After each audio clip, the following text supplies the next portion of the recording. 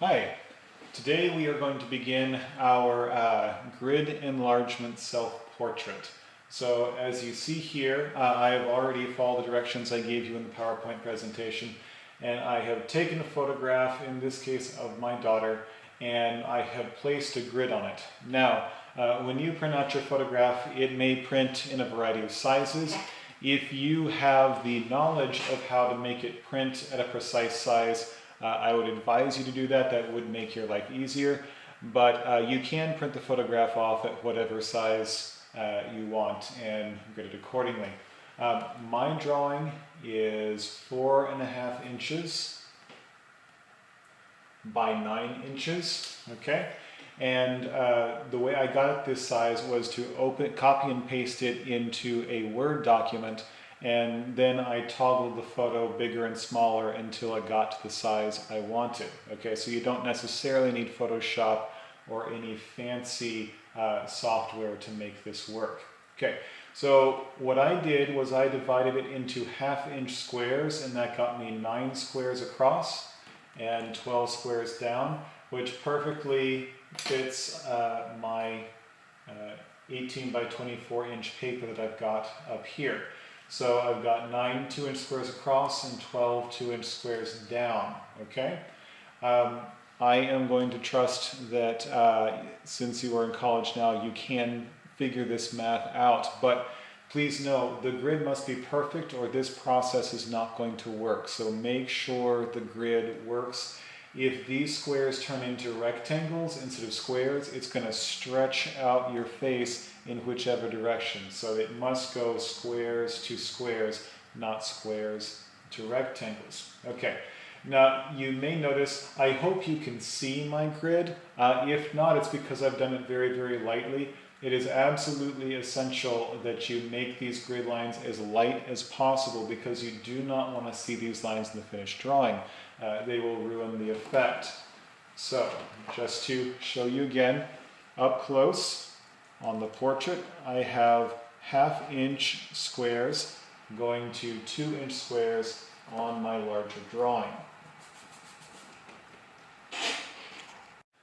So I'm zooming in here a little bit, and I'm hoping that you can see the grid on the paper a little bit better. So I'm going to demonstrate how we're going to begin drawing this out. So this is a little bit like playing Battleship. You go square by square and you draw what you see in each square. In this square there's nothing but background, so there's nothing to put in. And the next square is the same, but in square number 3 there's the edge of the hair, and it starts in this corner and goes to about 1/3 of the way up. By the way, on my paper the top of that square is all the way up here, so this would be about 1/3 of the way up. So I'll put a little mark there, okay? Then I'll put a line in to connect the dots. I go to square number 4 and the top of the hair is about here. So I'll put a mark and draw another line across. Okay. Over here it's relatively flat, so I'll put a line there and connect. And over here it goes from here and it curves down to this corner again. That's that corner. So I'm going to put a corner down, put a curve going down to that corner here. Okay. And there's really nothing else with background in these other squares. So I've gone all the way across, and now I'm going to go back to this square like a typewriter. Okay? So I want you to go row by row by row. I do not want you to follow an edge all the way around. And the reason for that is it's very easy to get lost. And if you've miscounted a square, sometimes you'll end up way, way off if you're following an edge all the way around. So next, we're going to go down a row, okay? Nothing in this first square, so there's nothing to do. In this next square, it goes from one corner to the next. So I'm going to make an arc that goes from one corner to the next. There is the other edge of the hair here. It goes from about 1/2 to 1/2. Lightly there, okay? There's a little tiny piece of hair right there in the corner. Now I'm going to go to this square, and I see this edge of the hair is somewhere around here, okay? And now I realize that I have made the mistake I told you not to make. So I'm checking this out. I should have an entire square of black hair right here, and instead I have put this line in its place. So before I get any farther, I'm going to erase that and fix it. So let's count 1, 2, 3. This third square is all black. 1, 2, 3. So nothing there. So I'm going to go, well, right there, and I'm going to go to right there. So I started that a little too soon. I need to move that over some. Oh, I jumped down. Okay. 1, 2, 3, 4. So in square 4, that's where I have the edge of this hair right here.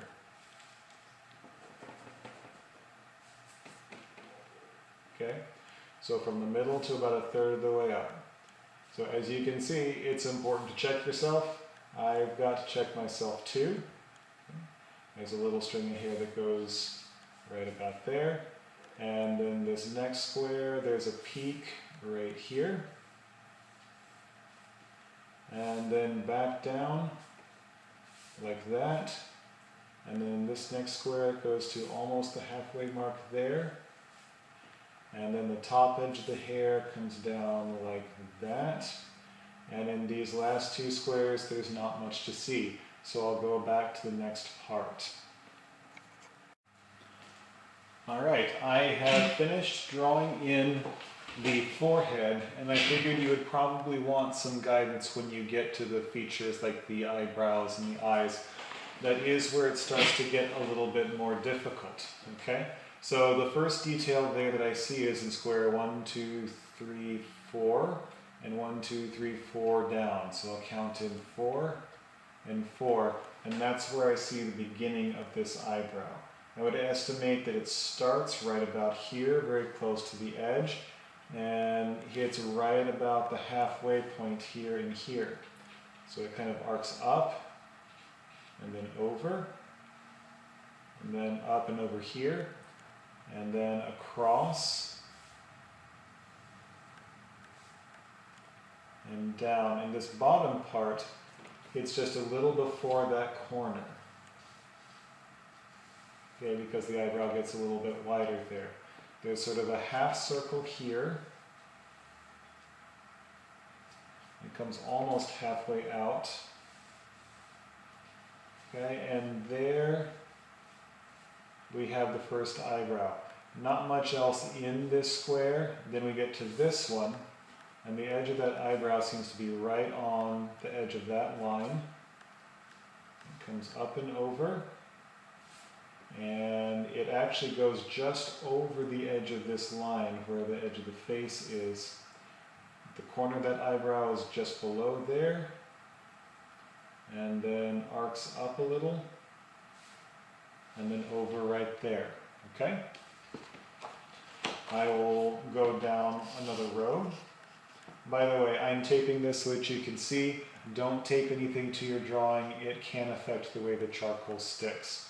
For the time being, I'm skipping these squares because I'm trying to get to the things that you will probably find most difficult. I'm going to go straight to the eye, okay? The corner of this eye seems to be right about the middle of that square.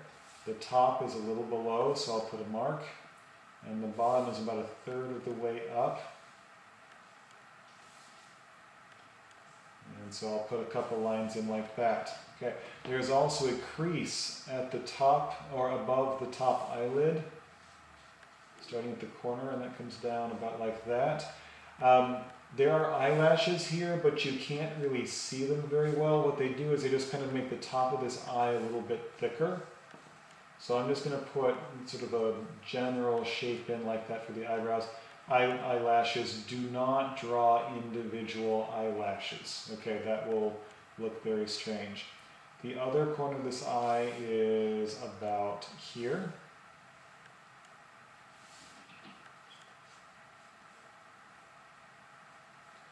And it arcs under like a very flat U.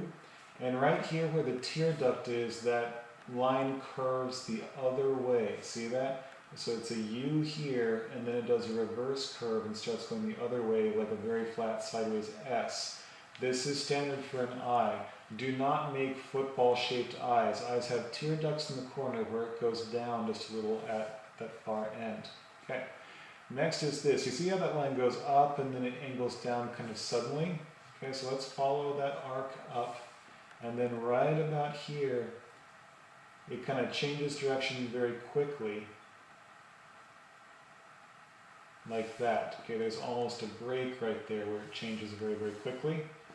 Then there's the top of this eyelid, which then curves out under here, like that. And look, the iris is not centered in the middle. You do not see the top of that curve. The top of the iris is cut off by the eyelid. That is normal, okay? So I see a line that goes just like that, and then a little bit over here because she's looking that way.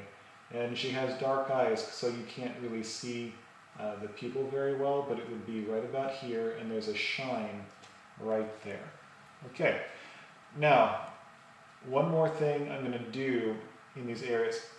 This is the outline of the feature, but there are some other important lines we need to see. If you look right here, there's a change from the light side to the dark side. Right here, there's an approximate change from the light side to the dark side.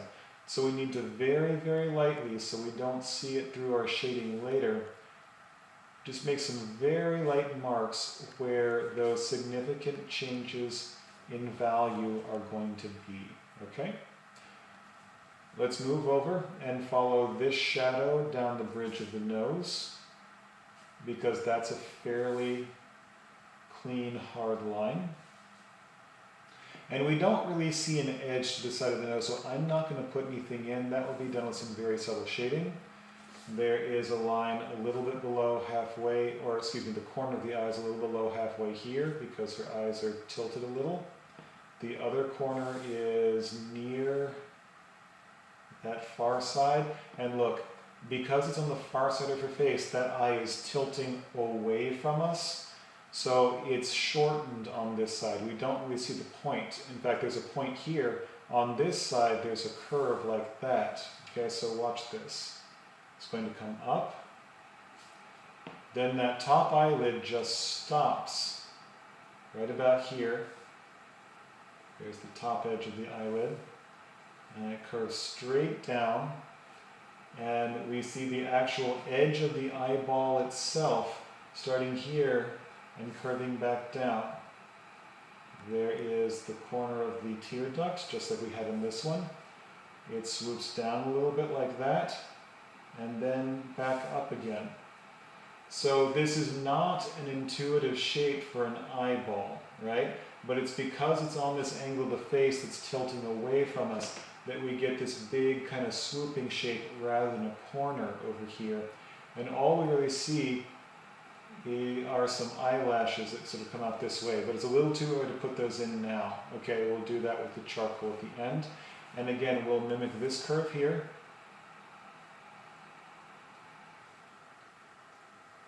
For the eye. And we need to check one very important thing. Okay, we want to make sure the eye is the same size. So let's measure that and then bring it over here. Okay. And what I'm seeing is that this one may be slightly taller than that one is, so I'm going to need to make some corrections, okay? So let's figure out where my mistake was. Is my mistake that this is too high or that that's too low? If I put a horizontal line across from that top lid, I see that the top lid hits the other eye right about the center.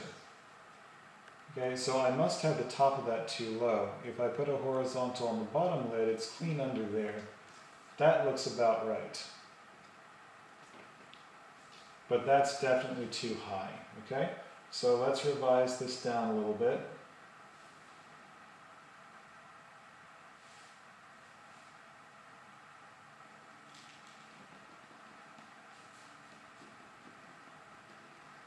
And we'll have to bring the top of that lid down with it a little.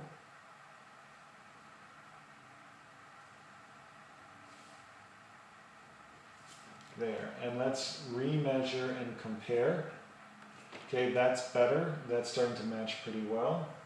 I do think we need to make this arc a little more, like that.